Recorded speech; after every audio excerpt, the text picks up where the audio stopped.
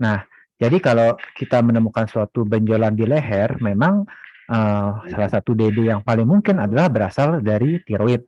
Tapi harus diingat bahwa ada beberapa benjolan-benjolan lain juga di daerah leher yang bisa mengakibatkan bukan dari tiroid, ya.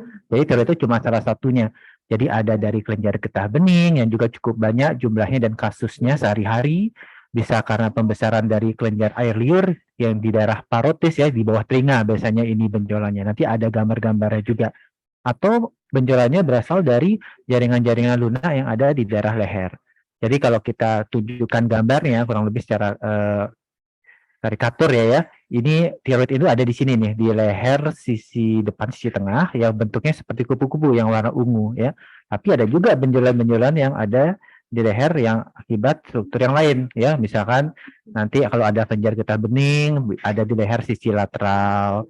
Kemudian nanti ada dari kelainan kongenital ya, kista brankial juga ada di sisi lateral. Tapi yang khas kita akan batasi di sini, kita akan hanya membatasi membicarakan mengenai kelenjar tiroid, yaitu organ yang berbentuk seperti kupu-kupu. Ini organ endokrin terbesar ya, ada di leher sisi tengah ya.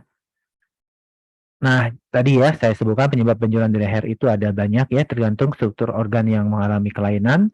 Tapi yang khas adalah untuk tiroid itu umumnya benjolannya ada di garis tengah ya, di leher sisi depan, dan yang khas benjolannya bergerak ke atas pada waktu pasien itu menelan ya. Benjolan-benjolan yang lain tidak ada yang memiliki karakteristik seperti itu ya. Nah, sedangkan dari tiroid itu sendiri, kalau memang kelainannya berasal dari tiroid, penyebabnya sendiri tidak hanya karena keganasan, bisa macam-macam ya, bisa karena kelainan kongenital, bisa karena neoplasma, inflamasi, bisa karena kelainan metabolik hormonal. Nah, jadi ini ya. Jadi kalau benjolan di leher itu macam-macam tuh. Ada yang tumbuhnya di samping, itu seperti kista brankial, atau nanti kalau kelenjar liur parotis ini ada di sini di bawah telinga ini.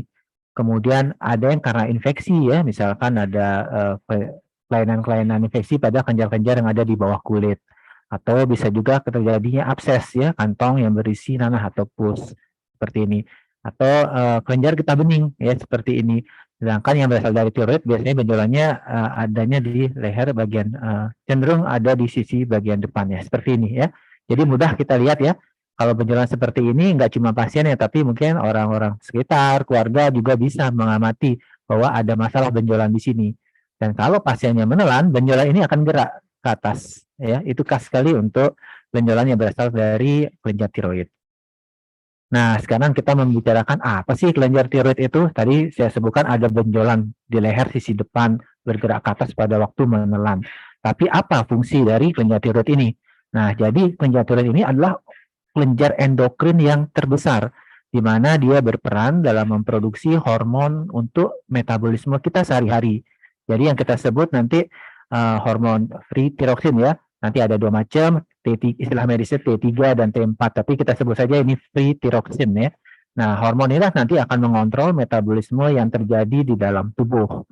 Tapi kelenjar tiroid ini tidak hanya bekerja secara otonom, dia juga dipengaruhi oleh hormon-hormon lain yang diproduksi dari kepala ya, dari otak ya. Nah, kemudian saya sebutkan tadi lokasinya di depan trakea. Trakea ini saluran untuk nafas dan bentuknya seperti kupu-kupu. Nah, ini anatomi secara umum ya. Jadi bentuk secara kupu-kupu, ada di depan trakea, leher sisi depan. Kemudian di sisi belakangnya ada 4 kelenjar yang kita sebut sebagai kelenjar paratiroid. Nah, kelenjar ini juga penting ya. Jadi ini seperti satu paket ya. Kalau tadi kelenjar tiroid menghasilkan hormon untuk metabolisme secara umum, kalau paratiroid ini adalah yang khusus untuk mengatur metabolisme dari kalsium ya. Ya, nanti ini penting karena pada saat operasi ini struktur yang akan kita preservasi. Nah, kita masuk mulai ke kanker tiroid ya. Jadi pada populasi umum jika kita temukan suatu benjolan atau nodul pada tiroid, itu umumnya keganasannya tidak 100% ya, hanya 30% yang termasuk dalam keganasan tiroid. Tapi kalau dibandingkan dengan organ-organ endokrin lainnya seperti pankreas, ya itu tiroid ini merupakan keganasan yang tersering, dan khas dia lebih sering kita jumpai pada wanita ya, 2 sampai 3 banding 1. Dan nih berita baiknya walaupun dia masuk ke dalam klasifikasi tumor ganas, tapi 85% dia masuk ke tipe yang berdiferensiasi baik. Apa artinya? Artinya kanker ini adalah kanker yang sifatnya slow growing, tumbuhnya lambat sekali, dan kalau diterapi dengan baik, prognosisnya juga baik ya, dan jarang mengalami kekambuhan pada stadium-stadium awal. Kalau kita lihat jumlahnya di Indonesia, kalau mengacu ke data Globokan 2020, dia urutan ke-12. Sedangkan kalau di RSCM, kita lihat data kita di RSCM, dia ada di urutan ke-7 di sini ya. Tetap yang paling sering pada wanita itu kalau nggak serviks uteri, itu payudara masih mendominasi. Dan tiroid ini ada di nomor 7 ya, termasuk juga pada kematian karena kanker tiroid juga bukan menempati urutan pertama, tapi urutan ke-10 di sini. Nah, tadi ini secara umum saya sebutkan sudah ya penyebab nodul tiroid. Jadi tidak semua nodul tiroid itu berarti kanker ya. Ada macam-macam penyebabnya, tapi yang kita akan bicarakan lebih banyak di sini adalah yang tumor ganas. Ada 4 tipe secara umum dari karsinoma atau kanker tiroid ini yang seperti yang saya sebutkan 85% masuk ke dalam tipe yang diferensiasinya baik, yaitu karsinoma papiler dan folikuler. Ini tipe yang perjalanannya lambat, pasien biasanya datang ke klinik itu biasanya keluhannya sudah bertahun-tahun, dan keluhannya cuma benjolan yang bergerak ke atas waktu menelan, tidak ada keluhan yang lain pada fase-fase awal ya, tidak ada nyeri, tidak ada perubahan kulit di atas benjolannya, hanya benjolan yang ada di leher sisi depan. Nah, bagaimana dia ditemukan? Ya bisa dari pasiennya sendiri, atau tadi karena benjolannya cukup besar, orang lain bisa melihat. Nah, jadi bisa orang lain yang menemukan ini. Beda nanti mungkin dokter Diani ada kanker rongga mulut itu lebih sering pasien yang menemukan karena ada di organ yang tidak selalu terlihat dari luar ya. Kemudian bisa juga secara kebetulan karena pasien ada masalah di lehernya, untuk penyebab yang lain kita lakukan pemeriksaan imaging, kemudian secara insidental kita temukan ada masalah pada tiroidnya. Nah, ini saya sebutkan ya, umumnya kalau masih kecil nggak ada gejalanya, bahkan seringkali nggak terlihat dari luar, tapi kalau kita lakukan imaging dengan USG baru ketemu ada nodul di tiroidnya kalau masih ukurannya kecil ya. Nah, ini setengah-setengah nih, 50% ditemukan oleh pasien, 50% ditemukan saat hal-hal lain ya. Pada saat misalkan pasien mungkin ada benjolan di leher tapi bukan dari tiroid, kita USG kemudian ketemu nodul di tiroidnya. Dan gejala yang paling umum yaitu benjolan di leher sisi depan, dan kemudian mayoritas ditemukan euthyroid. Euthyroid ini artinya fungsi hormonnya itu normal, yang tadi saya sebutkan hormon free tiroksinnya itu tidak mengalami gangguan, tapi ada keganasan pada tiroid tersebut. Sedangkan gejala-gejala seperti susah menelan, serak, atau sesak itu ditemukan pada kondisi-kondisi yang sudah lanjut ya, yang tumornya sudah besar, yang sudah mendesak atau menginfiltrasi struktur jaringan yang ada di sekitarnya. Nah, dan yang khas yang namanya tumor ganas, dia bisa menyebar ke tempat-tempat lain, termasuk juga tiroid ini, kanker tiroid. Dan yang pertama, pada penyebaran ke limfatiknya, sistem limfatik, dia bisa menyebar ke kelenjar getah bening yang ada di sekitarnya, di daerah leher. Nah, ini tadi saya sebutkan ya, memang pada keganasan tiroid, sebagian besar akan euthyroid, jadi fungsi hormonnya normal. Tapi sebagian kecil kasus, jarang sekali sebenarnya ya, untuk kasus keganasan bisa jumlahnya berlebihan sehingga ada gejala hipertiroid karena peningkatan dari jumlah hormon yang dihasilkan. Tapi ini cukup jarang ya kejadian kalau dengan keganasan ya. Jadi ada gejala seperti tremor, palpitasi, kemudian mudah marah, berat badan turun. Sebaliknya kalau hipotiroid kebalikannya, berat badannya meningkat, pasien cenderung ingin tidur terus, kurang aktivitas, tidak ada motivasi dan sebagainya. Ya ini ya, kalau hormon tiroidnya berlebihan bisa terjadi gejala-gejala pada tempat-tempat lain ya, seperti matanya, exophthalmos nih, matanya seperti menonjol, melotot ya, dan lain-lain. Nah, dari perjalanan penyakit ya atau anamnesisnya, dari pemeriksaan fisiknya pun juga ada sesuatu yang khas ya. Misalkan kalau pembesaran nodul tiroidnya itu keras ya, kemudian tepinya tidak tegas, atau mungkin melekat ke jaringan sekitarnya, atau mungkin pasien sudah datang dalam kondisi yang agak lanjut sehingga terdapat parese dari pita suara, jadi suaranya serak ya, atau dia datang selain karena benjolannya juga sudah ada penyebaran ke kelenjar getah bening leher, jadi benjolannya ada juga di daerah leher ya. Nah, jadi secara umum dari klinis pasien kita bisa menduga atau membuat asumsi apakah kita berhadapan dengan nodul tiroid yang jinak atau ganas. Yang paling kita buat poin-poinnya biasanya kalau pasiennya dengan tumor ganas, umumnya nodul tiroidnya datang di usia-usia ekstrim.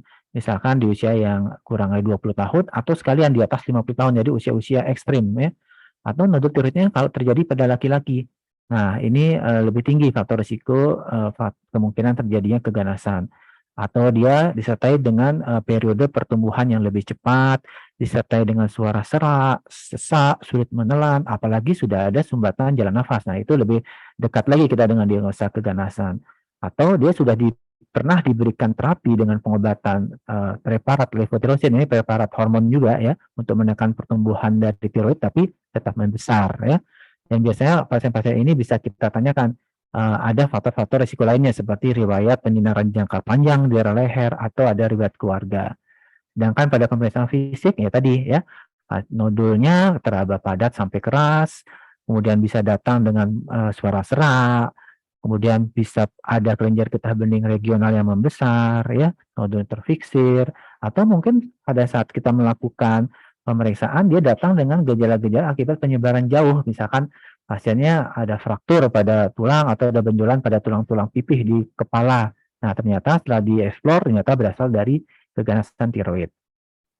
Nah, untuk pemeriksaan laboratorium biasanya kita akan melakukan pemeriksaan fungsi hormon seperti yang disebutkan ya, hormon tiroid, tiroxin, dan TSH ini dengan satu paket kita lakukan pemeriksaan.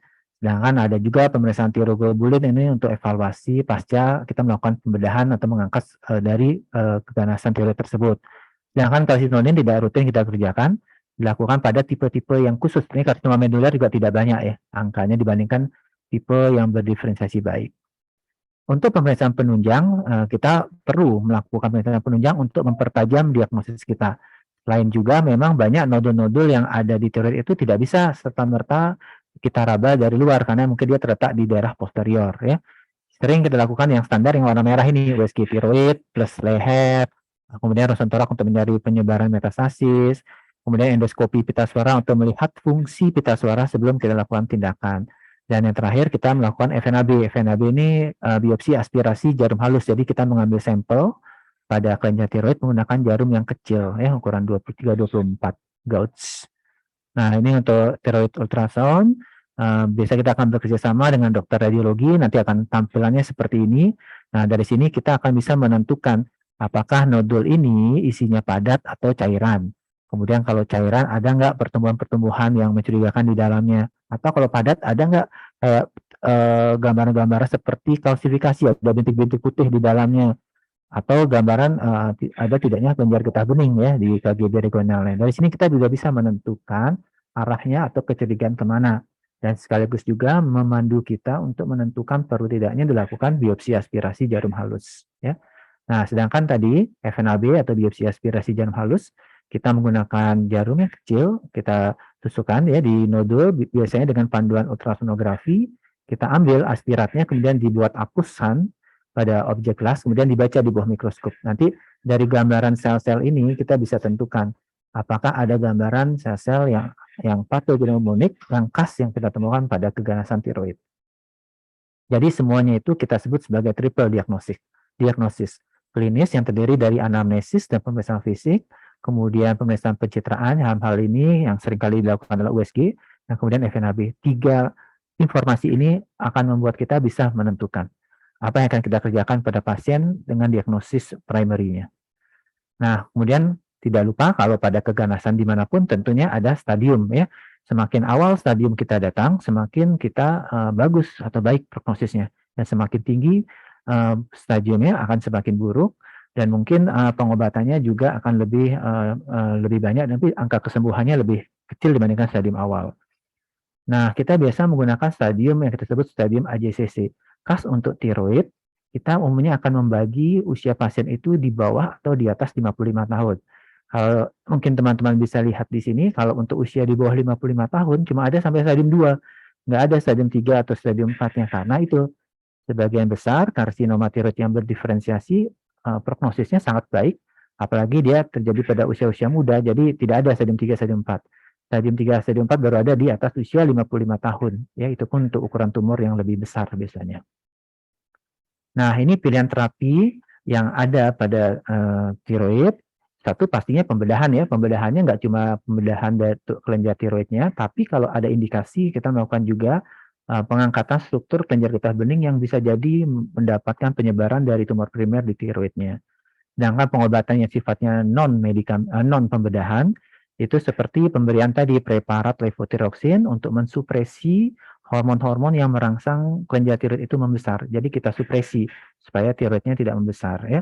Kemudian yang khas kita bekerja sama dengan kedokteran radionuklir, kita menggunakan terapi ablasi. Jadi dengan terapi ablasi ini bisa membantu kita untuk menghilangkan sel-sel tumor yang kecil yang mungkin tidak terangkat pada waktu operasi, yang tidak terlihat dengan kasat mata, tapi terlihat dengan pemeriksaan imaging, bisa dilakukan ablasi untuk meminimalisir residu yang ada dari tumor ganasan. Sedangkan terapi-terapi lain ini tidak rutin kita kerjakan ya, hanya pada kasus-kasus tertentu, sangat selektif sekali dan sebagian besar memang selesai di yang warna biru ini ya, operasi, supresi levotiroxin dan ablasi. Nah, indikasi operasi apa? Satu, kalau memang sudah curiga atau terbukti keganasan jelas ya, kita tidak akan membiarkan ini masuk ke dalam tumor solid di mana pembedahan bisa meremove dari keganasan tersebut. Atau sudah ada gejala-gejala kompresi, pasien sudah terganggu, nafasnya sulit menelan, atau dia sudah dicoba dengan medikamentosa, nodulnya kecil di bawah 1 cm misalkan, atau di bawah 2 cm, tapi tidak respon dengan pengobatan dan mungkin cenderung membesar ya. Atau lokasi-lokasi yang sudah masuk ke dalam rongga dada. Nah, atau ya karena benjolannya di leher mungkin terjadi deformitas secara estetik dan terakhir adalah preferensi dari pasien. Nah, jenis operasi tadi kan saya sebutkan kalau tiroid itu bentuknya seperti kupu-kupu. Kita bisa mengambil satu lobus saja dengan ismus ini yang ada di tengah ini. Jadi kita menyisakan satu lobus atau kita mengambil seluruhnya. Itu sangat tergantung kepada ekstensi dari tumor tersebut ada di 1 atau 2 lobus dan juga nanti tergantung apakah pasien termasuk dalam resiko tinggi atau resiko rendah. Nanti dokter akan memiliki panduan untuk menentukan pasien apakah dia masuk resiko tinggi atau resiko rendah. Kalau pada resiko tinggi, walaupun nodulnya hanya ada pada satu sisi, tetap kita anjurkan untuk melakukan total tiroidektomi. Dengan harapan nanti kita bisa lanjutkan dengan pemberian ablasi dan angka kekambuhannya lebih sedikit ya. Jadi ini ada macam-macam ya, lobotomi, subtotal tiroidektomi, near total, total. Ini sangat tergantung ya tadi ya, lokasi lesi, ukuran, dan apakah pasien termasuk dalam risiko tinggi atau risiko rendah.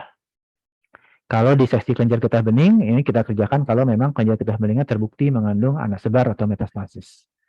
Nah, ini contoh gambar asli ya, karena tadi gambarnya kartun terus, mungkin susah membayangkan, tapi kurang lebih seperti inilah ya, gambaran tiroid, kemudian gambaran trakea. Ini ada nervus laryngeus ya untuk mempersarafi pita suara yang harus kita jaga supaya suara pasien tidak hilang ya. Kalau ini pada kasus-kasus yang kita lakukan diseksi leher akibat penyebaran kelenjar getah bening. Nah, jadi saya ringkas bahwa terapi utama 3 pilarnya adalah operasi dalam bentuk tiroidektomi, kemudian pemberian supresi levotiroxin dan juga dengan pemberian ablasi menggunakan radioaktif iodine. Nah, komplikasi ada pastinya ya. Satu, ada scar, karena kita kan membuat sayatan di daerah leher. Kemudian ada komplikasi yang mungkin cepat terjadi, seperti ada perdarahan di daerah luka operasi, ada hematom, kemudian ada udema di saluran nafas, ya, kemudian cedera nervus. Ya, ini yang paling ganggu nih, karena pasien bisa menjadi suaranya serak atau sampai hilang, ya.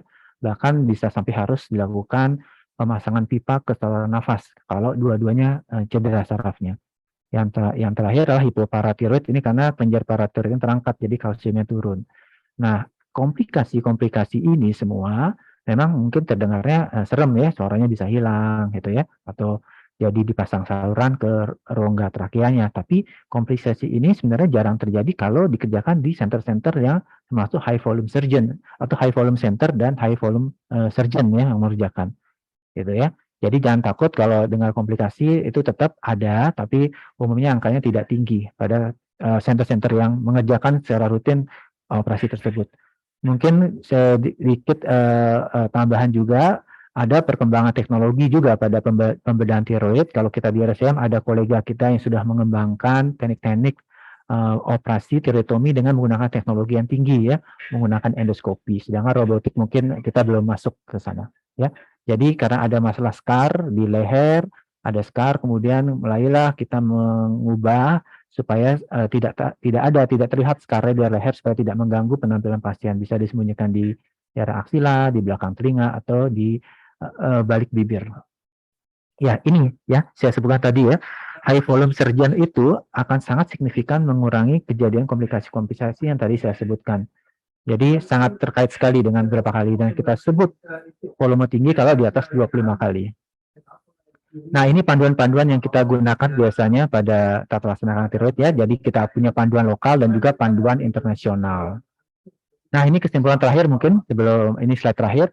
Jadi manifestasi utama dari keganasan atau tiroid adalah benjolan pada leher sisi depan, di mana hanya 30% yang termasuk dalam keganasan. Dan mayoritas biasanya masuk ke dalam tipe-tipe yang berdiferensiasi baik dengan pertumbuhan yang lambat. Sedangkan pada keganasan tiroid kita penata laksananya sifatnya multimodalitas, menggunakan pembedahan, menggunakan terapi supresi levotirosin, dan juga ablasi, ya 3 pilar utama.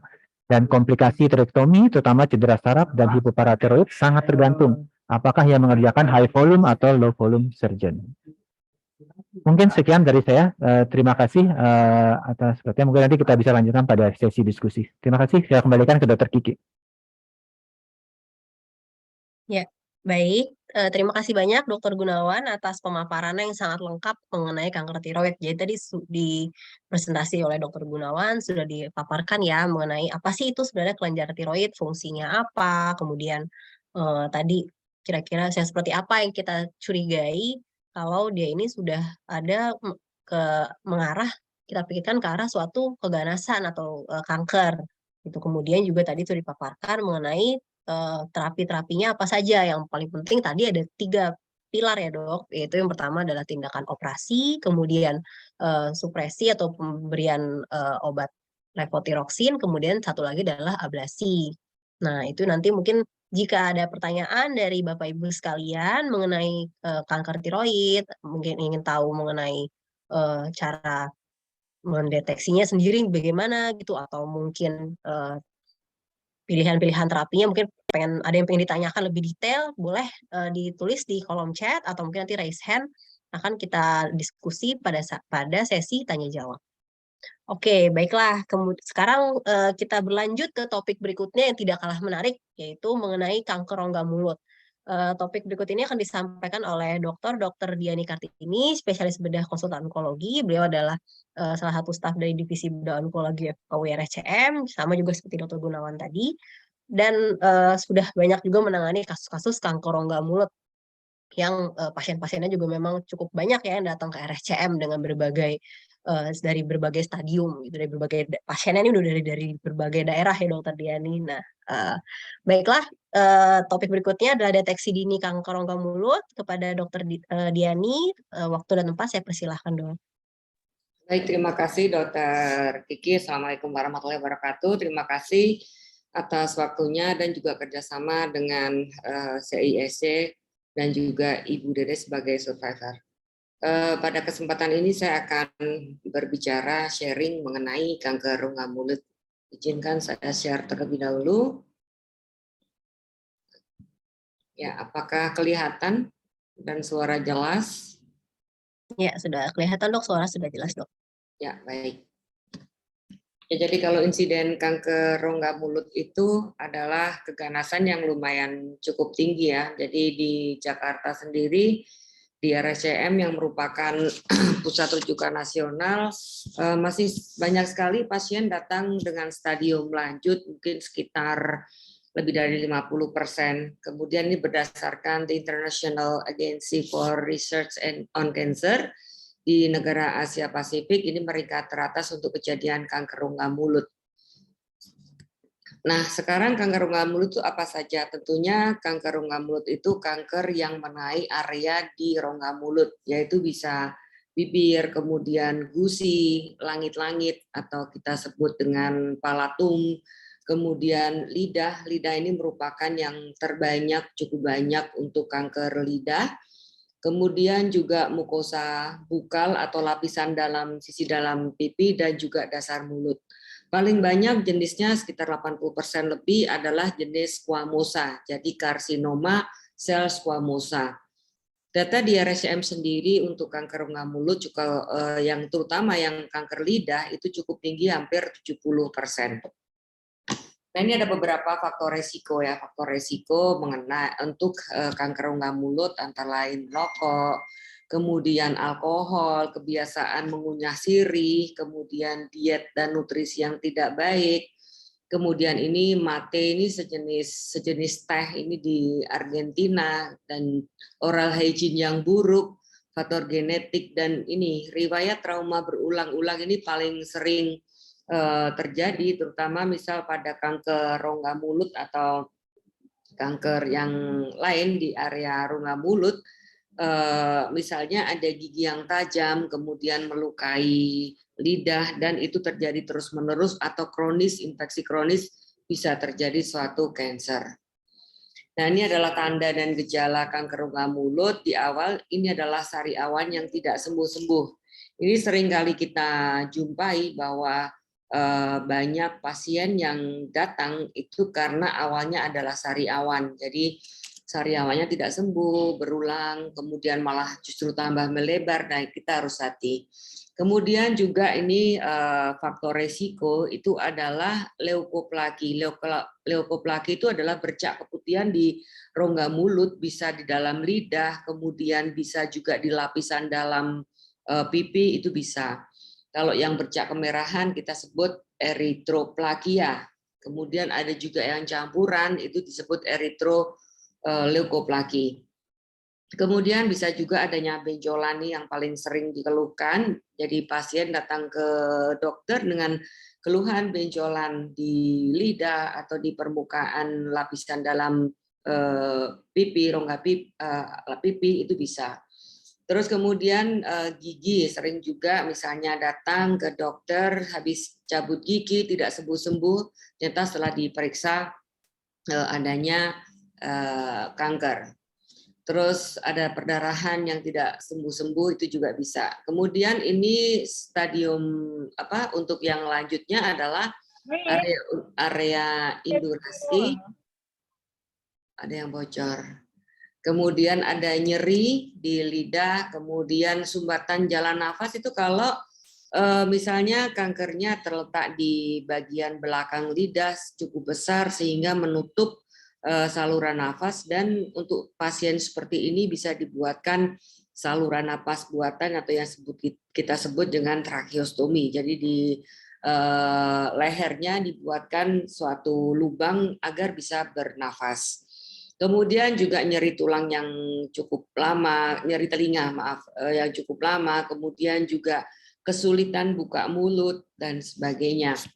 Nah, pembekakan kelenjar getah bening ini yang di leher merupakan akibat dari kanker di area rongga mulut. Jadi artinya kecurigaan adanya penyebaran ke kelenjar getah bening.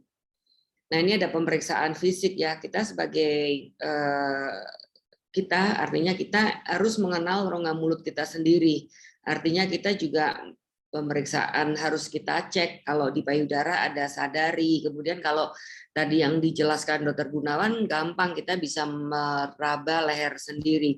Tetapi kalau rongga mulut mungkin kita perlu memerlukan misalnya kita berdiri di depan kaca, kemudian dengan membuka mulut, kita menggunakan bantuan senter, kita lihat, kita kenali tubuh kita sendiri, kita kenali rongga mulut kita sendiri. Adakah sariawan, adakah bercak putih, adakah yang bercak kemerahan, atau yang campuran. Kemudian juga kalau untuk sariawan itu pasti bisa dikenali dengan gampang karena akan memberikan rasa nyeri. Nah, ini kalau sudah lanjut bisa terjadi trismus, jadi buka mulutnya tidak bisa maksimal. Dan juga bisa tumor di lidah atau di dasar lidah bisa menyebabkan gerakan lidah tidak bisa lepas. Jadi kita pada saat menjulurkan lidah atau menggerakkan lidah ke kanan ke kiri, kalau sudah terkena otot-otot di luar lidah pasti akan gerakan akan terbatas. Nah, ini kita juga bisa meraba, misalnya kita meraba di lidah kita sendiri, ada benjolan atau tidak, kemudian kita bisa meraba di dasar mulut atau di area dalam pipi, kita bisa melihat. Kemudian kalau yang ini mungkin butuh bantuan, yang perabaan di mukosa, kemudian mukosa kita bisa meraba di lapisan dalam pipi tadi. Kemudian untuk pemeriksaan yang bisa dilakukan dokter ya, kalau dari sendiri mungkin kita bisa meraba area-area dalam rongga mulut, lidah, dasar itu kita bisa meraba. Kemudian jangan lupa juga kita meraba daerah leher jika ada benjolan atau sariawan di mulut yang tidak sembuh-sembuh, kemudian di leher ada benjolan, nah itu hati-hati, jangan-jangan yang di rongga mulut suatu kanker dan sudah menyebar ke kelenjar getah bening. Nah ini yang tadi saya sebutkan, ini adalah eritroleukoplaki, jadi artinya ada bercak campuran kemerahan dan juga warna putih. Kemudian kalau eritroplaki itu kemerahan saja dan kalau leukoplaki itu bercak-bercak keputihan bisa di lidah dan juga bisa di dalam lapisan dalam rongga mulut. Nah, ini adalah fibrosis atau kekakuan jaringan parut di lapisan dalam rongga mulut. Nah, ini kalau ini sudah menjadi suatu tumor di lidah. Nah, ini kalau tadi yang saya sebutkan leukoplakia, eritroplakia atau eritroleukoplaki dan juga jaringan parut itu merupakan lesi atau sesuatu yang meningkatkan risiko kanker rongga mulut. Nah, ini kejadiannya cukup sedikit 0,1 sampai 17%, tapi meningkatkan risiko keganasan 2 sampai 3 kali. Nah, ini kadang-kadang sering terjadi, di usia sekitar 30-40 tahun di atas. Kemudian ini maksudnya jenisnya ada yang homogen, ada yang non homogen. Kalau homogen itu warnanya putih semua, tapi kalau non homogen bisa campur dengan kemerahan. Nah, ini kalau eritroplaki insidennya lebih kecil lagi, 0,02 sampai 0,83, di bawah 1%. Nah, kemudian kasus yang berubah menjadi ganas cukup tinggi, 14 sampai 50%. Nah, terapinya memang dua-duanya adalah operasi untuk mengangkat kedua lesi tersebut. Nah, ini adalah fibrosis yang tadi saya katakan, kekakuan. Nah, itu untuk menjadi keganasan dilaporkan sekitar 7 sampai 30%. Jadi ini juga disebabkan kebiasaan mengunyah sirih. Nah, itu memang harus hati-hati karena yang dikunyah merupakan zat karsinogenik. Nah, ini faktor resiko yang tadi yang untuk fibrosis perempuan, kemudian juga berjalan di dalam waktu lama dan sebagainya. Sekarang bagaimana untuk mendiagnosisnya? Jadi untuk mendiagnosis tentunya dari keluhan pasien, kemudian datang ke dokter, kemudian dokter akan melakukan tanya jawab ke pasien, kemudian pemeriksaan oleh dokter bisa menggunakan tadi dikatakan inspeksi atau kita lihat, kemudian juga kita raba dan juga bisa menggunakan beberapa alat penunjang. Nah, ini yang bisa digunakan seorang dokter untuk melihat tadi, bisa menggunakan MRI, kemudian bisa menggunakan CT scan, endoskopi, USG juga bisa, PET scan ini lebih untuk mencari penyebaran dan juga foto panoramik. Itu bisa digunakan untuk menunjang ini sebenarnya pasien sakit apa. Nah, tetapi untuk 100% tahu bahwa ini adalah suatu kanker atau tidak, memang ada satu tindakan yang disebut dengan biopsi.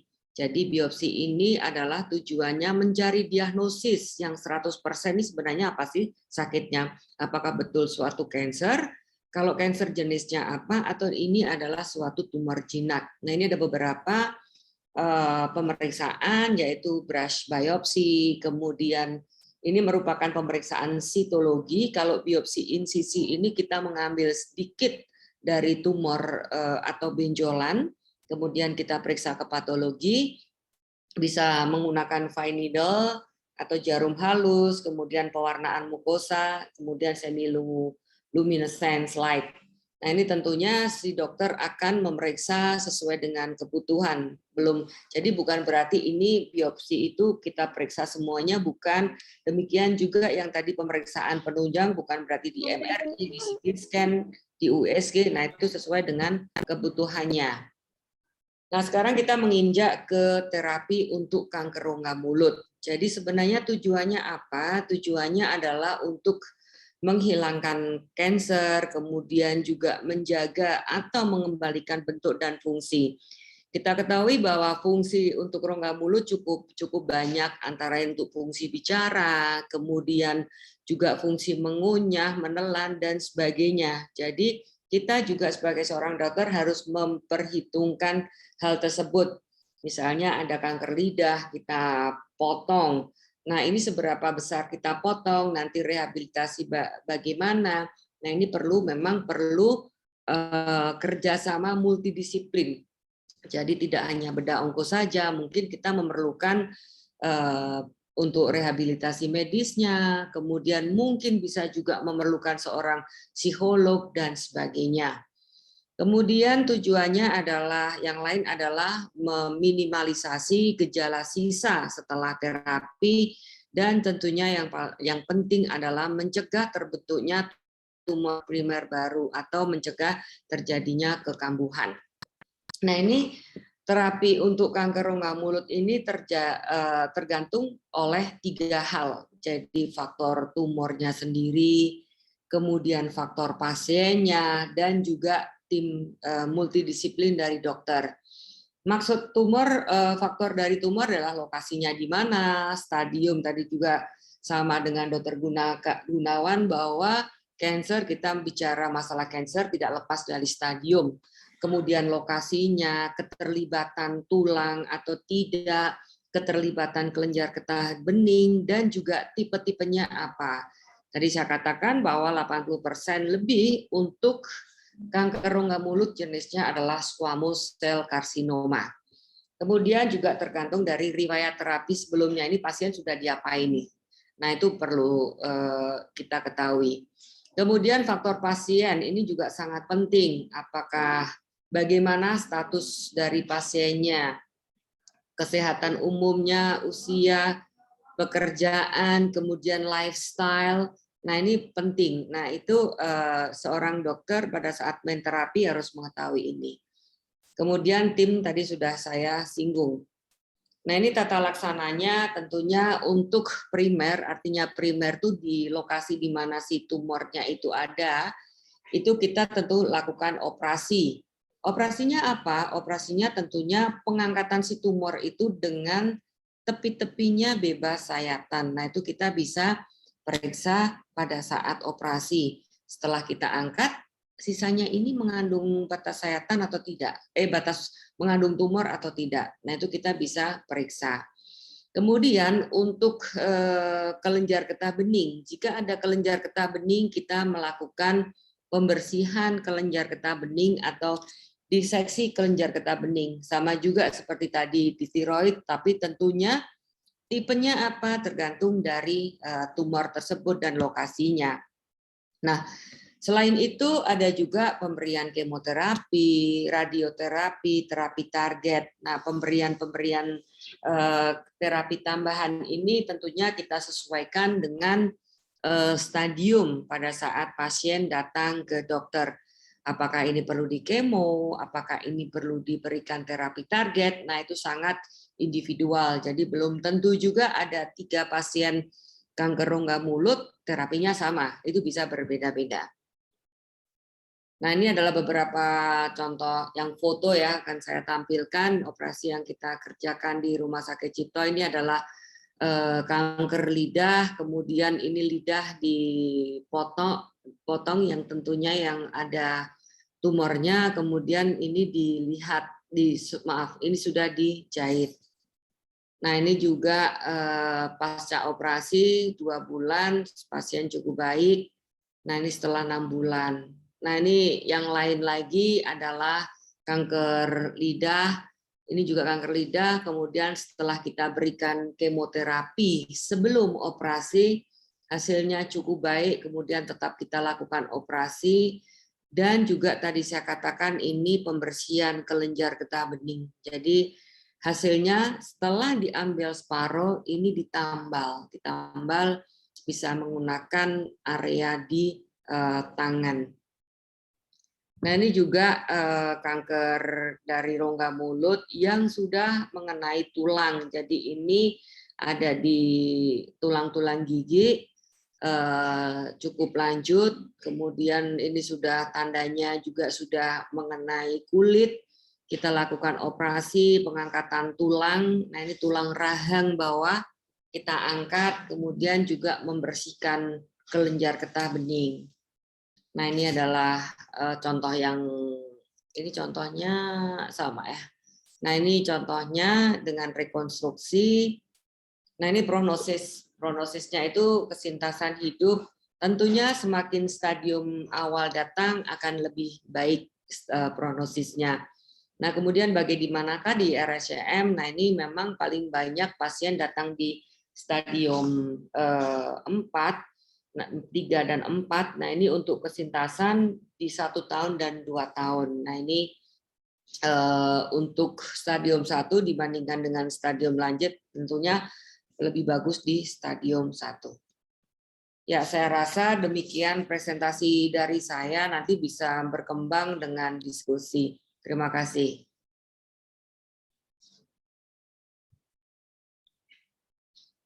Saya kembalikan ke Dr. Rizky. Ya, baik, Dokter Diani. Terima kasih banyak, Dok, atas pemaparannya yang lengkap. Jadi juga mengenai kanker rongga mulut, angka kejadiannya di Indonesia juga sebenarnya sudah cukup banyak ya, Dok, yang datang ke RSCM khususnya. Dan memang sayang sekali sampai saat ini yang datang itu masih lebih banyak yang sudah di stadium yang lokal lanjut atau stadium lanjut gitu dibandingkan dengan yang kanker rongga mulut yang masih stadium awal. Padahal sebenarnya tadi sesuai dengan presentasi dari Dokter Diani memaparkan bahwa yang stadium awal itu angka kesintasan hidupnya akan jauh lebih baik dibandingkan yang datang sudah di stadium lokal lanjut atau lanjut. Tadi perbandingannya yang stadium 1 dan 2 bisa sekitar 60 sampai 70-80% ya, Dok. Tapi untuk yang stadium 4 tadi untuk kesintasan 2 tahunnya saja hanya sekitar 12,5%. Jadi memang lebih awal diketahui, lebih awal kita bisa mendeteksi adanya mungkin yang kelainan atau yang hal-hal mencurigakan di rongga mulut kita, maka segeralah berobat ke dokter, khususnya ke dokter bedah onkologi, karena memang tadi lebih cepat diketahui, dideteksi lebih dini, maka angka harapan hidupnya untuk keberhasilan operasi dan terapi-terapi lainnya memang akan jauh lebih baik dibandingkan jika datang pada stadium akhir. Baik, nanti jika ada pertanyaan mengenai kanker rongga mulut, bagaimana cara deteksi lebih khususnya mungkin ada yang mau ditanyakan kepada Dr. Diani, silahkan tulis di kolom chat. Untuk agenda berikutnya, kita akan ada sesi sharing dari penyintas kanker rongga mulut, khususnya nih kanker lidah. Jadi Ibu Dedes ini adalah salah satu penyintas kanker lidah yang berobat di RSCM ya Bu Dedes ya, sudah dari tahun 2018 ya Bu ya, kalau nggak salah ya Bu ya. Ya betul, Dok. Ya, jadi Bu Dedes ini salah satu pasien kisah sukses dari pasiennya bedah onkologi ya Bu, Ya, alhamdulillah. alhamdulillah. Iya, baik. Oke, Bu Dedes nih kita sesi mungkin kita ngobrol-ngobrol ya Bu ya, lebih ke Ya. sharing nih pengalaman Bu Dedes. Jadi Bu Dedes mungkin boleh perkenalkan diri dulu kepada peserta webinar hari ini. Bu Dedes nih sekarang kira-kira aktivitasnya apa, kegiatan sehari-hari, terus dulu mungkin cerita singkatnya dulu deh Bu Dedes nih sebenarnya siapa sih Bu Dedes? Ya. Nah, terima kasih kepada Dr. Kiki. Assalamualaikum warahmatullahi wabarakatuh. Puji syukur kehadirat Allah Subhanahu wa Ta'ala, kita diberi nikmat sehat. Saya ucapkan terima kasih kepada tim Dr. Diani ya, yang saat itu kebetulan saya dipegang oleh tim Dr. Diani saat operasi. Ya, perkenalkan nama saya Dede Susriani, umur saya 45 tahun. Gejala awal yang saya alami seperti yang tadi Dr. Diani sebutkan, sariawan pada ujung lidah yang di pangkal dekat tenggorokan. Selama 1 bulan itu saya obatin sendiri dengan obat tetes. Kemudian selama 1 bulan itu tidak kunjung sembuh, saya berobat ke rumah sakit tipe C. Di sana saya berobat ke dokter penyakit dalam, kemudian diberikan salep, lalu tidak kunjung sembuh selama 2 bulan. Saya pindah ke rumah sakit tipe B, lalu ke dokter penyakit mulut, kemudian diberikan kortikosteroid selama kurang lebih 2 bulan dengan pengobatan top up. Berarti selama 4 bulan itu tidak ada perbaikan sama sekali. Saya diajak teman saya ke rumah sakit tipe A. Kebetulan saya langsung ke poli penyakit mulut. Di sana dilihat dan sudah dinyatakan kanker. Tapi masih belum percaya juga. Akhirnya saya dirujuk ke bedah onko di rumah sakit RSCM. Kemudian dianjurkan untuk MRI, USG, dan ronsen torak. Hasil keluar setelah MRI itu, saya dinyatakan dengan kanker lidah di T4, N0, M0. Jadi stadium 3 mungkin ya dok ya. Kemudian setelah hasil keluar, saya dianjurkan untuk operasi, pemotongan lidah, dan pemasangan flap.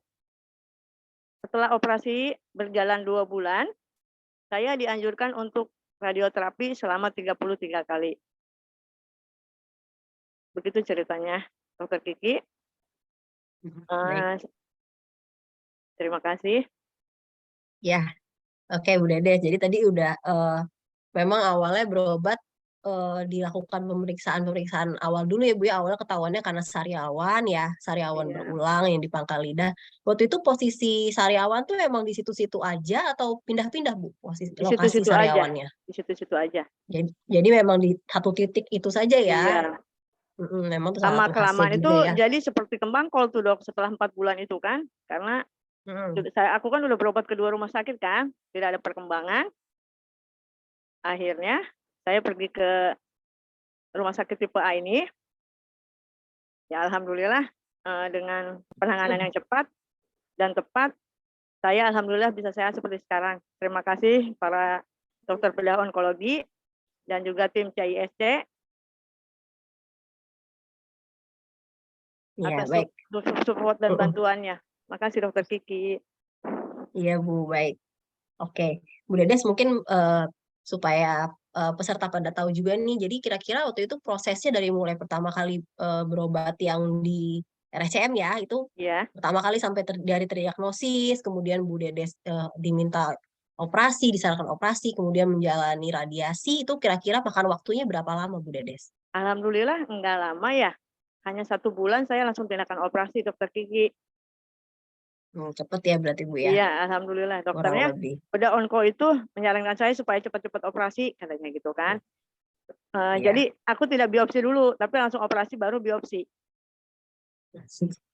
Jadi di kamar operasi langsung Bu ya, Iya. tindakannya ya. Baik. Oke, nah mungkin bisa cerita juga mengenai pengalaman Ibu selama menjalani terapi dari mulai mungkin bolak-balik ya Bu ya ke rumah sakit, Iya. terus operasi, pemulihannya, kemudian diradiasi yang Ibu alami, apa yang dirasain sama Bu Dedes? Pada saat Kira-kira dapat support dari mana aja nih? ya supportnya yang pasti dari keluarga, doa dan usaha kita sendiri juga ya. Dan saya ikut grup CISC juga. Di sana saya juga banyak bisa berkeluh kesah karena banyak teman-teman kita yang satu penyintas kanker. Jadi saya tidak merasa sendiri juga. Pada saat saya di radioterapi, mungkin yang saya rasakan itu efeknya itu sariawan seluruh mulut lagi. Jadi saya nggak bisa makan, Dokter Kiki. Terus saya tidak bisa tidur karena batuk yang tidak berhenti-berhenti. Selama batuknya itu kurang lebih hampir 1 tahun. Lama juga ya Bu. Iya, minum obat apapun itu saya tidak mengurangi batuknya gitu, sehingga saya tidak bisa tidur sama sekali. Tidur pun 2 jam itu saya anggap sudah alhamdulillah banget lah. Oke, baik. Tapi ya akhirnya lewat juga ya Bu Dedes ya, maksudnya Iya. dijalani nih ikhtiar ya, akhirnya Iya. alhamdulillah sekarang udah jalan berapa tahun nih Bu berarti dari selesai terakhir terapi? 2018 ke 2022 ya. Udah mau 4 tahun ya Bu ya berarti ya, Sudah sebagai sudah lebih penyintas 4 kanker tahun lidah. lebih, ya. Baik Bu Dedes. Baik Bu Dedes, pengalamannya luar biasa sekali. Terima kasih banyak sudah mau sharing mengenai pengalaman Bu Dedes tentang penyakitnya, kemudian terapi-terapi yang sudah didapatkan sama Bu Dedes. Sekarang ini mungkin terakhir pertanyaan dari saya, sekarang jadi untuk aktivitas sehari-hari gimana Bu? Anu sudah dioperasi, lidahnya waktu itu sudah pernah ada yang diambil ya sebagian, kemudian Ya. sudah direkonstruksi untuk aktivitas sehari-hari, makan, bicara gitu, kemudian ya untuk kegiatan lah sehari-hari gimana? Apakah Ya, ada masalah alhamdulillah atau sekarang, alhamdulillah? ya alhamdulillah Dokter Kiki, alhamdulillah sekali ya. Semua berkat doa dan usaha yang saya tadinya yang kita makan nggak kerasa sama sekali ya kan, alhamdulillah sekarang saya sudah bisa makan pedas, aktivitas sudah bisa ke kantor lagi, sudah banyak kemajuan ya. Kan katanya kalau dipotong lidahnya suka nggak bisa ngomong katanya. Nanti nggak kerasa sama sekali ya, alhamdulillah semua itu tidak terjadi. Makanya pesan saya supaya penyintas kanker lidah jangan pernah takut untuk berobat ke rumah sakit, biar penanganannya lebih tepat dan cepat oleh dokter yang tepat gitu. Baik, terima kasih Bu Dedes ya. Jadi memang pesannya mengena sekali ya. Jadi memang harus jangan sampai terlambat dan jangan takut. Mungkin kadang-kadang ada yang takut ke rumah sakit, akhirnya jadinya terlambat. Justru kita nggak boleh takut ya Bu. Kita harus kalau memang ada sesuatu yang mencurigakan, segera berobat ke dokter yang tepat tadi kata Bu Dedes ya. Tepat dan cepat. Nah, mungkin itu kata kuncinya memang betul untuk kanker lidah, kanker rongga mulut, ke dokter yang tepat dan penanganan yang lebih cepat akan lebih baik gitu. Baik Bu Dedes. Terima kasih banyak Bu atas sharing pengalamannya. Mungkin nanti di sesi diskusi tanya jawab mungkin ada yang mau bertanya juga, boleh.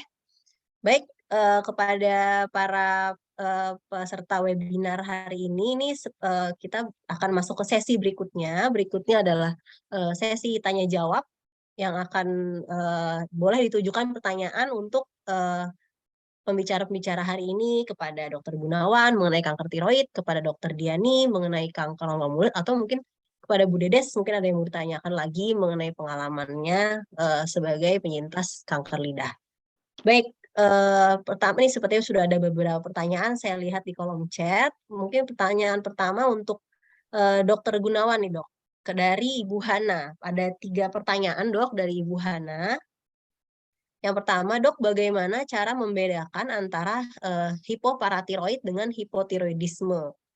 Gitu, Dok. Kemudian yang kedua, apakah kanker tiroid ini adalah kanker yang aman dan bisa sembuh dalam beberapa tahap? Jadi apakah bisa disembuhkan, Dok?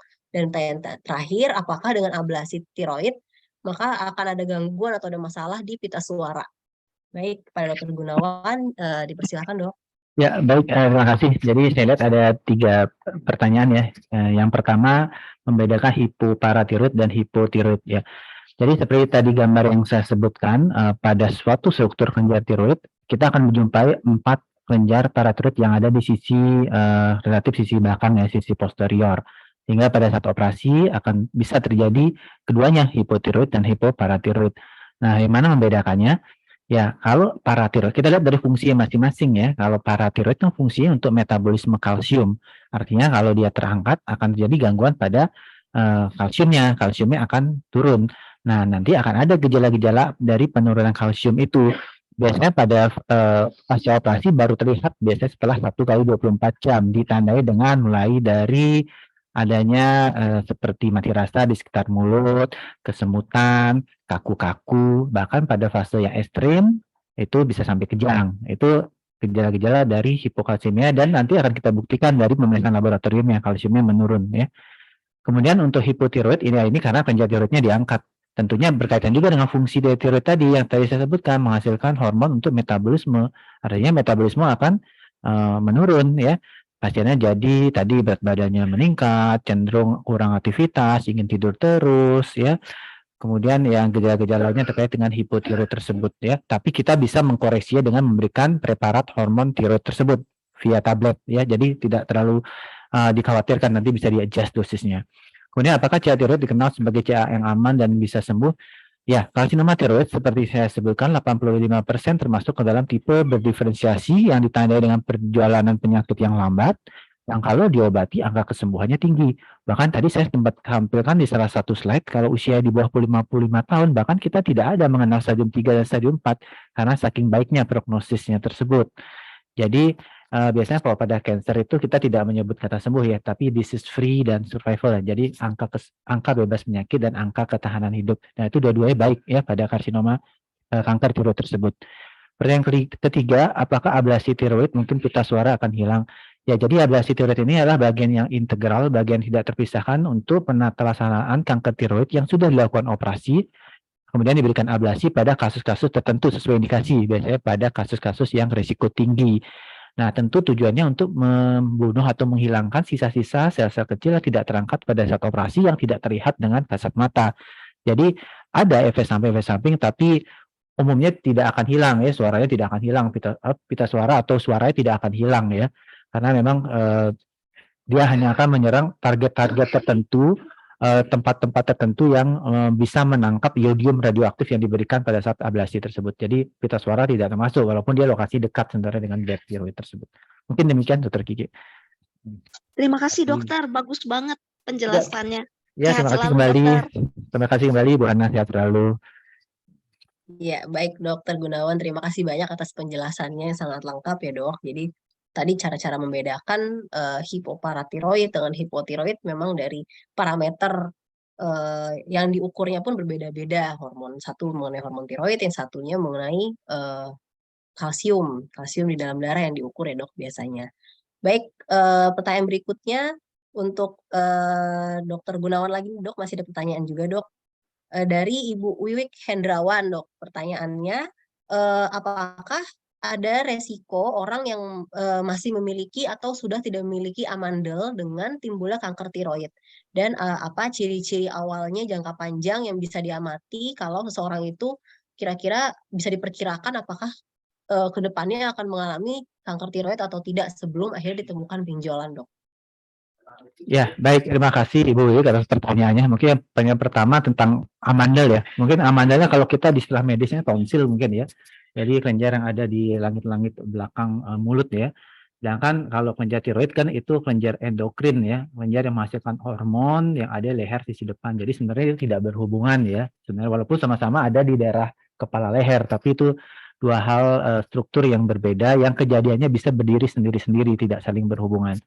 Yang kedua, apa ciri fisik jangka panjang seorang terindikasi mengalami CA tiroid. Nah, inilah yang masih menjadi tantangan.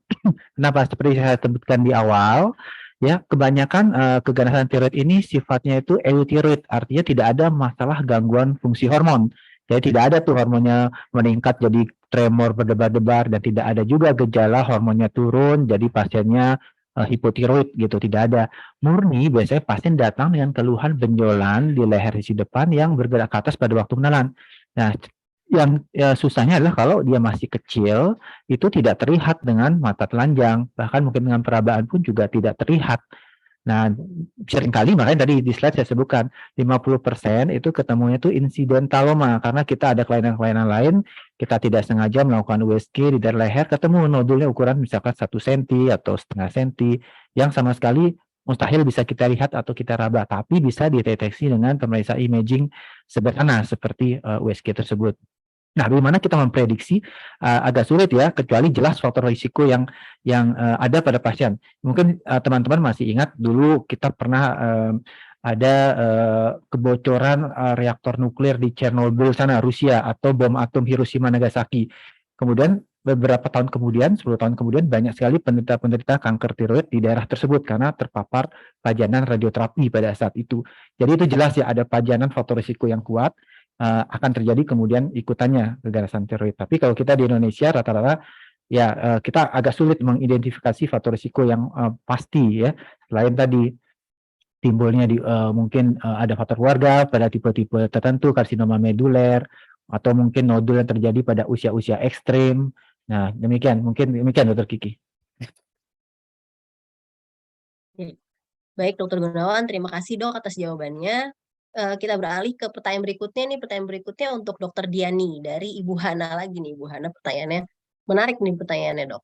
Jadi pertanyaan pertama, bagaimana cara mendeteksi awal dari kanker rongga mulut Dokter Diani, dan kira-kira kalau ada perdarahan gusi misal saat kita sedang menggosok gigi, apakah bisa menjadi suatu yang potensial menjadi kanker rongga mulut gitu dok. Kemudian pertanyaan berikutnya, jika sudah dioperasi dengan lidah dilakukan pemotongan dan dioperasi dan dilakukan pemotongan, apakah bisa bicara kembali dengan normal dan apakah rekonstruksinya tadi berhubungan mungkin dengan fungsi lidahnya tadi ya dok, mungkin pertanyaannya lebih seperti itu dok.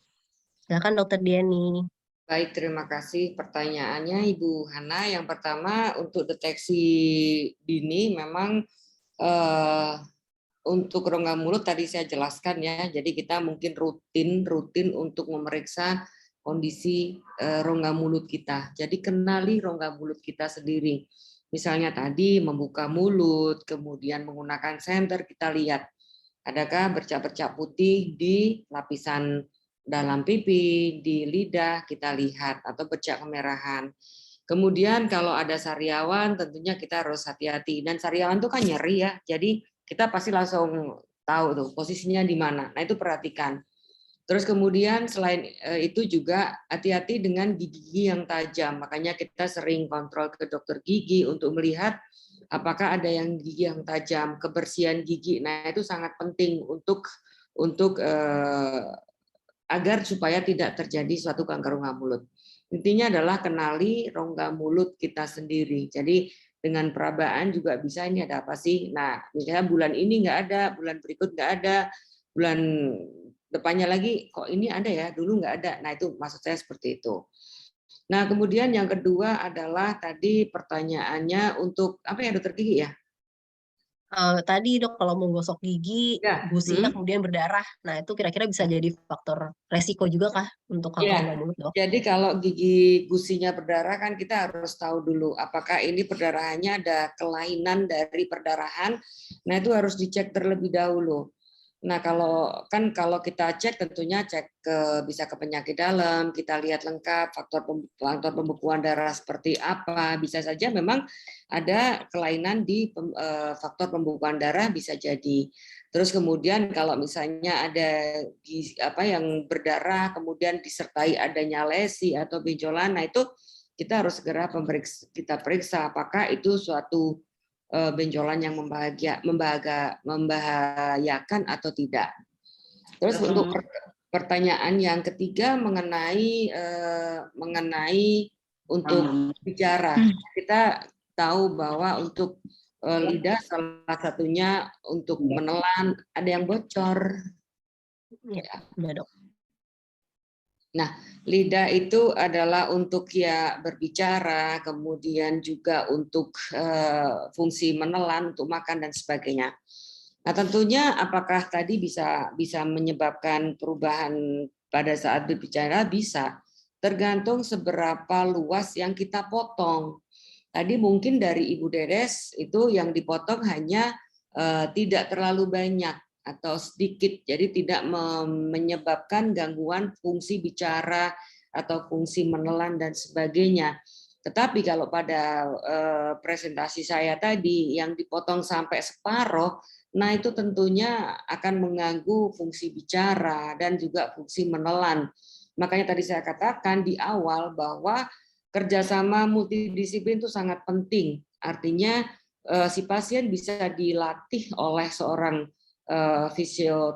dokter rehabilitasi medik untuk bagaimana cara menelan, bagaimana cara menggerakkan lidah dan sebagainya. Itu pentingnya untuk multidisiplin. Itu dokter Kiki kira-kira jawabannya. Ya baik, terima kasih dokter Diani. Jadi Terima kasih tadi, dokter. Ada pertanyaan yang lain nomor 4 sama 5 kalau Iya, ada dok. waktu dokter. Terima Ya kasih. baik Bu Hana. Pertanyaannya banyak nih dok dari Bu Hana. Ada pertanyaan berikutnya juga. Jadi dari Bu Hana juga menanyakan dok, apakah kanker rongga mulut itu bisa berhubungan dengan kanker nasofaring? Kemudian pertanyaan berikutnya, tips-tips untuk menjaga rongga mulut dengan kebersihan rongga mulut yang baik, bagaimana dok tipsnya? Dan kemudian apakah disarankan untuk mengerok lidah selain juga untuk menyikat gigi? Kan biasanya ada sikat lidah itu ya dok ya, kalau kita lihat itu sehari-hari, mungkin apakah itu perlu digunakan dok? Ya, untuk nasofaring itu kan memang ada suatu kanker yang posisinya di belakang hidung. Jadi kadang-kadang kita tidak tahu tuh benjolannya, tetapi akibat dari nasofaring itu kita bisa curiga, misalnya ada telinga berdenging, mimisan. Nah, itu kita bisa curiga tuh nasofaring. Nah, apakah ada hubungannya dengan kanker rongga mulut? Tapi sepertinya itu kan satu hal yang lokasinya juga berbeda. Tetapi memang untuk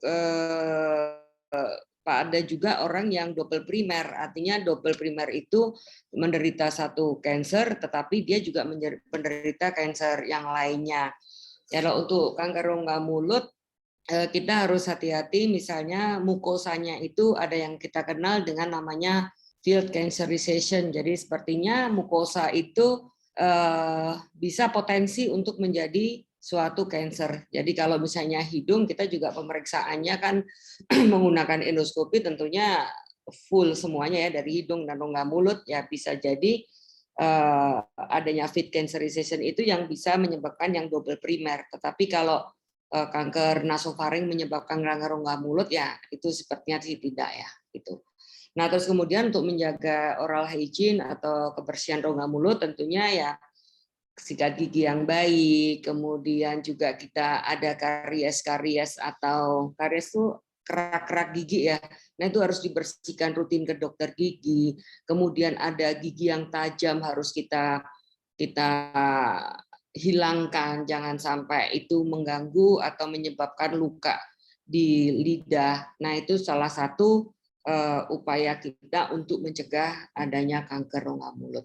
Seperti itu, Dokter Kiki. Baik, Dok. Terima kasih banyak, Dok, Makasih atas dokter, jawabannya. jelas banget. Terima Bagus. kasih, Bu Ana. Ya, terima kasih Bu Hana atas pertanyaannya. Mungkin tadi terkait dengan yang disampaikan Bu Dedes juga, Dok, mengenai sariawan. Jadi tadi kalau Bu Dedes itu kan sariawannya di satu tempat ya, Dok, yang berulang gitu. Apakah kalau sariawannya pindah-pindah, tapi orang ini mungkin sering sariawan gitu, Dok, tapi tempatnya pindah-pindah. Nah, seperti itu apakah suatu faktor resiko kanker rongga mulut juga, atau dia hanya spesifik untuk sariawan berulang yang di satu titik itu saja, Dok? Nah, sebenarnya kalau untuk sariawan itu kan akibat dari iritasi kronis juga, bisa saja sariawannya itu dari gigi yang tajam bisa atau selalu tergigit. Nah, itu biasanya di area satu sisi, kemudian yang terus-menerus terkena iritasi kronis ya, itu. Jadi karena memang biasanya terus-menerus ya, Dok, ya, ada yang Iya. iritasi Iya, terus, betul. luka terus, jadinya akhirnya ya dia faktor resikonya dari situ. Baik, Dokter Ya. Diani, terima kasih. Ya, berikutnya masih ada beberapa pertanyaan lagi untuk Dokter Gunawan nih sepertinya, Dok.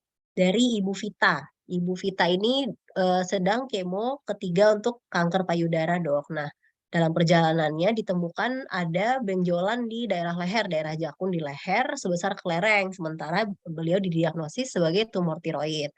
Nah, kemudian dikatakan bahwa benjolannya itu sempat mengecil tapi masih bisa dirasakan. Nah, apakah itu merupakan tanda-tanda dari CA tiroid? Nah, Ibu Vita ini belum melakukan USG, namun dia sudah melakukan pemeriksaan hormon dan juga menanyakan bahwa bagaimana caranya supaya hormon-hormon fungsi tiroidnya ini normal? Apakah ada makanan-makanan tertentu yang sebaiknya harus dihindari gitu, Dok, untuk mengurangi risiko terjadinya kanker tiroid? Ya, baik, terima kasih Ibu Vita. Jadi memang ya kita harus mencurigai benjolan di leher ya, salah satunya berasal dari tiroid. Tapi kan ada juga organ-organ lainnya yang ada di leher. Jadi yang paling mudah itu Ibu Vita cari yang khas pada tiroid apa, yaitu benjolannya bergerak ke atas pada waktu menelan. Nah, itu mungkin nanti bisa dicoba ya di rumah ya, bergerak ke atas atau enggak waktu menelan benjolannya. Karena itu salah satu tanda khasnya, sedangkan yang lain tidak ada yang seperti itu. Nah, kemudian benjolan bisa mengecil tapi masih ada di jakun. Apakah itu tanda CA tiroid? Ya belum tentu, karena saya sebutkan tadi setiap benjolan pada tiroid itu penyebabnya tidak hanya keganasan, hanya 30%. Kan secara umum nodul tiroid itu keganasan, bisa juga karena masalah metabolik hormonal, bisa karena inflamasi kronis ya, suatu kelainan autoimun, dan neoplasma yang jinak selain nanti ada neoplasma yang ganas. Jadi itu masih membutuhkan anamnesis, wawancara medis yang baik dan pemeriksaan fisik serta dilanjutkan dengan pemeriksaan USG. Baru kita bisa menyimpulkan data-data tersebut. Mungkin demikian Dr. Kiki. Jadi hormon ya. Jadi kalau Hormon ya dok, fungsi makanan-makanannya yang mungkin harus dihindari gitu untuk supaya tidak menjadi faktor resiko kali ya gitu ya dok ya. ya, jadi sebenarnya kalau tiroid itu kan erat hubungannya dengan iodium ya. Ion iodium itu bahan baku untuk membuat si isinya dari tiroid, folikel tiroid, dan itu berasal dari salah satunya asupan makanan kita. Makanya pada daerah-daerah mungkin yang jauh terpencil, daerah pegunungan, mungkin yang kurang iodium, seringkali kita ketemukan pasien yang benjolan di leher sisi depan, yang kita sebut sebagai struma endemik. Jadi warga-warganya banyak yang benjolan-benjolan di leher sisi depan. Itu justru karena kekurangan iodium. Nah, tapi umumnya kalau kita di Jakarta, saya rasa sih rata-rata konsumsi garam kita di sini sudah konsumsi garam yang berdium. Jadi jarang sekali kita menemukan pasien karena kekurangan atau defisiensi iodium ya di Indonesia ini. Dan biasanya dan umumnya tubuh kita memiliki autoregulasi yang baik sekali. Jadi tidak akan berlebihan hormon tiroid itu diproduksi oleh tubuh dan tidak kekurangan juga selama kelenjar tiroid itu normal, dan hormon-hormon yang menstimulasi dia yang berasal dari otak juga jumlahnya normal. Jadi sebenarnya cukup tenang karena tubuh memiliki sistem autoregulasi yang baik untuk mengatur agar jumlahnya normal. Mungkin demikian Dr. Kiki. Baik, terima kasih Dr. Gunawan atas jawabannya. Ada pertanyaan juga dok, masih ada pertanyaan untuk Dr. Gunawan sama Dr. Diani juga masih ada nih. Nah untuk Dr. Gunawan dulu mungkin.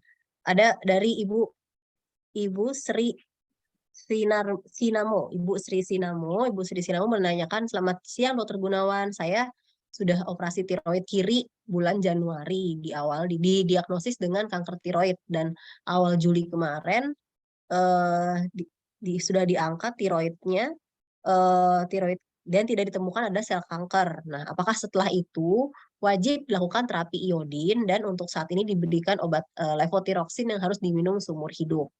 Ya, terima kasih Bagaimana dok Ibu pendapatnya? Sri Sinamo. Jadi mungkin ini bulan Januari dioperasi yang lobus kiri, kemudian bulan Julinya diambil yang Mungkin kanan yang mungkin kanannya itu ya dok. ya. Jadi artinya sudah diambil kiri dan kanan. Artinya Ibu harus mengkonsumsi Euthyrox, ini nama dagang ya, saya sebutnya preparat levotiroxin ya. Jadi obat untuk menggantikan fungsi hormon tiroid, karena kan tiroidnya sudah diambil kiri dan kanan. Nah, kenapa Ibu diambil yang sebelah kanan juga? Karena walaupun yang ada lesia mungkin sebelah kiri ya. Karena tadi yang saya sebutkan, dokter akan menentukan apakah Ibu masuk dalam risiko tinggi atau risiko rendah gitu. Jadi walaupun nodul tiroidnya hanya ada di sisi kiri, tapi kalau penilaian dokter dengan parameter yang tertentu, Ibu masuk ke dalam faktor risiko tinggi, maka yang lobus sebelahnya harus diangkat. Ya, jadi harus dilakukan total tiroidektomi dan pasca operasi harus minum obat, dan nanti ada kemungkinan besar membutuhkan juga terapi dengan iodium radioaktif atau ablasi ya. Tapi nanti ada beberapa langkah-langkah yang dilakukan sebelum ablasi ya. Nanti kita ada pemeriksaan dulu yang kita sebut full body scan. Nanti kelihatan apakah ada tangkapan di daerah tiroid yang kemudian menjadi dasar untuk pemberian ablasi itu beserta dosis-dosisnya yang sesuai. Mungkin demikian Dr. Kiki. Ya. Baik, terima kasih Dr. Gunawan atas jawabannya. Pertanyaan berikutnya untuk Dr. Diani, dok. Ada pertanyaan dari Bu Dedes, ternyata Bu Dedes mau nanya juga nih dok. Jadi dari Bu Dedes bertanya, dok, bagaimana menghilangkan bercak keputihan pada lidah, dok? Mungkin yang leukoplakia tadi ya dok, yang itu apakah ada tips-tips untuk menghilangkannya? Ya, baik. Terima kasih Dokter Dokter Kiki. Untuk leukoplaki yang di lidah itu memang untuk treatmentnya adalah operasi ya. Kita angkat untuk lesinya tersebut atau bercaknya tersebut. Kemudian kita bisa tambal atau kita bisa tutup primer. Ya, tambal itu kita menggunakan jaringan kulit untuk menutupnya. Jadi intinya kita membuang si bercak putih tadi. Tapi kalau disikat juga nggak akan hilang gitu. Baik dok. Jadi memang harus tetap diambil tuh juga tujuannya kita periksakan juga ya dok ya di hasil patologinya, apakah dia memang mengarahkan ke arah keganasan atau bukan sel ganas ya dok. Ya, Baik, betul. terima kasih Dokter Diani. Terakhir nih dok, ada pertanyaan untuk Dokter Gunawan dari Dokter William. Ini yang bertanya, kepada Dokter Gunawan, Dok. Izin saya bertanya untuk mengenai operasi completion tiroidektomi, Dok. Apakah yang dimaksud dengan completion tiroidektomi dan apakah indikasinya? Apakah ada timing operasi tersebut? Kapan timingnya yang baik dan apakah berlaku untuk semua jenis kanker tiroid? Terima kasih, Dok. Ya, terima kasih Dr. William. Jadi yang mungkin tadi terkait dengan pertanyaan yang sebelumnya terakhir yang saya jawab ya. Jadi pada keganasan tiroid yang berdiferensiasi baik, ya seringkali mungkin pasien datang dengan keluhan nodul yang hanya ada di satu sisi. Kemudian dilakukanlah operasi. Tapi kemudian pasca operasi kita dapatkan data-data yang menunjukkan bahwa si pasien termasuk dalam kelompok yang berisiko tinggi. Apa itu? Apa itu untuk menentukan risiko tinggi? Salah satunya kita lihat usia pasien, apakah di bawah atau di atas 55 tahun. Kita lihat ukuran nodulnya kurang atau di bawah 5 cm. Ini bisa kita tentukan sebelum operasi, tapi ada beberapa hal yang baru ketahuan setelah operasi. Contohnya kalau ternyata ketemu campuran antara yang berdiferensiasi baik dengan ada yang kita sebut less than well differentiated. Ada gambaran-gambaran di histopatologi, di gambaran tumor primer itu gambaran yang diferensiasi yang kurang baik ya, sehingga pasien butuh untuk dilakukan total tiroidektomi untuk diambil sebelahnya. Nah, itulah yang kita sebut sebagai completion tiroidektomi. Jadi kita mengkomplitkan terapi kita mengangkat lobus sebelahnya, walaupun lobus sebelahnya itu normal, gitu ya. Tujuannya adalah selain karena seringnya kejadian multisentrisitas, artinya ada juga tumor sebelahnya di kemudian hari, juga untuk memudahkan kita memberikan terapi ablasi, karena syarat untuk terapi ablasi adalah pasien harus diambil dulu semua kelenjar tiroidnya. Mungkin demikian Dr. William bisa membantu mencerahkan. Terima kasih Dr. Kiki. Baik, terima kasih banyak Dr. Gunawan atas penjelasan yang cukup lengkap. Ya, baik, ini terakhir ada satu, karena sudah mau sebentar lagi, udah mau 2:30 nih, nggak terasa waktu sudah hampir 14.30. Terakhir ada pertanyaan untuk Bu Dedes dari Mbak Sheha. Pertanyaan untuk Bu Dedes. Bu Dedes, kira-kira untuk pengobatan kemarin itu apakah menggunakan BPJS atau bagaimana? Nah, mungkin pertanyaan ini juga menjadi salah satu yang ingin diketahui juga untuk orang-orang yang mungkin ingin berobat tapi ragu apakah di pengobatan ini apakah bisa di-cover oleh BPJS. Gimana Bu Dedes kemarin untuk pengalamannya Bu Dedes sendiri gimana?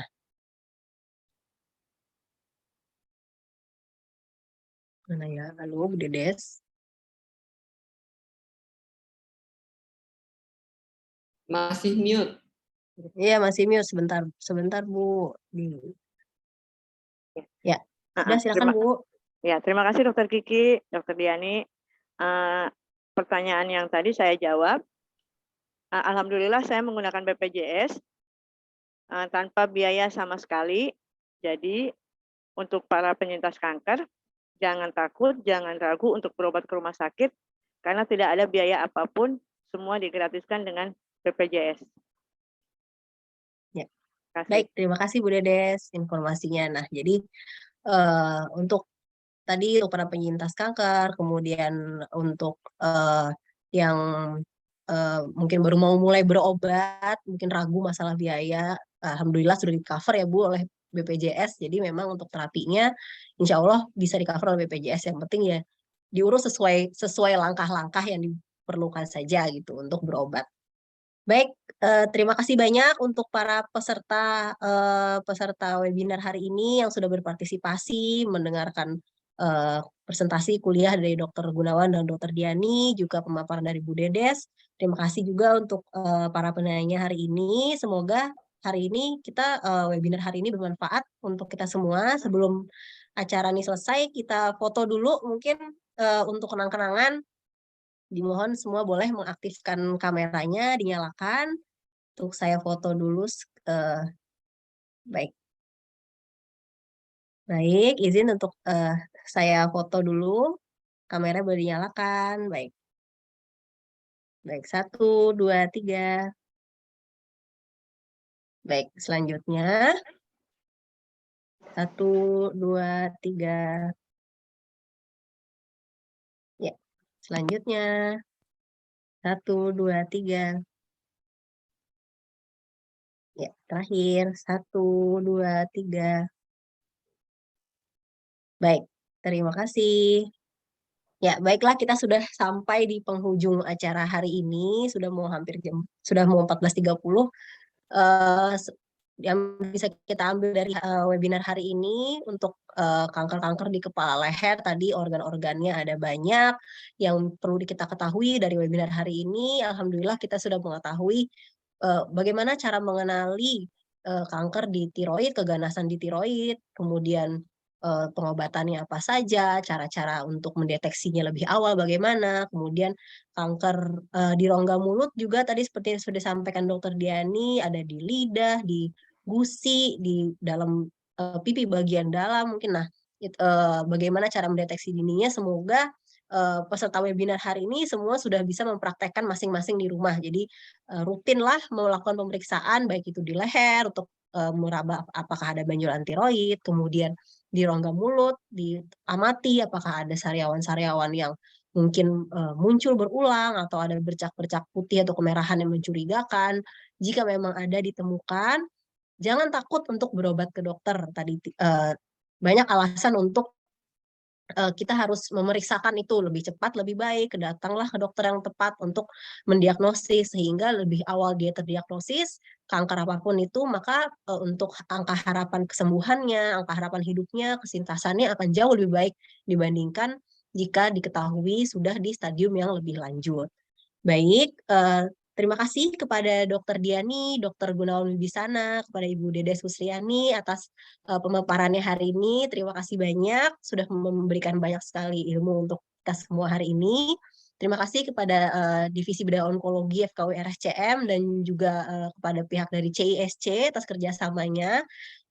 Karena sudah alhamdulillah terlaksana acara webinar hari ini. Semoga acara-acara seperti ini ke depannya bisa kita adakan lagi untuk kita semua. Sekian acara webinar mengenal lebih dekat kanker rongga mulut dan tiroid dalam rangka Hari Kanker Kepala Leher Sedunia. Saya sebagai moderator, saya Dr. Kiki, izin untuk undur diri dulu. Saya ucapkan terima kasih. Salam sehat semuanya, jagalah selalu kesehatan. Assalamualaikum warahmatullahi wabarakatuh. Sampai ketemu lagi. Terima Terima kasih semuanya. Terima kasih Dokter Diani dan tim. Terima kasih. Terima kasih. Terima kasih. Ya, mohon izin. Iya, sama-sama. Dedes, sehat Iya.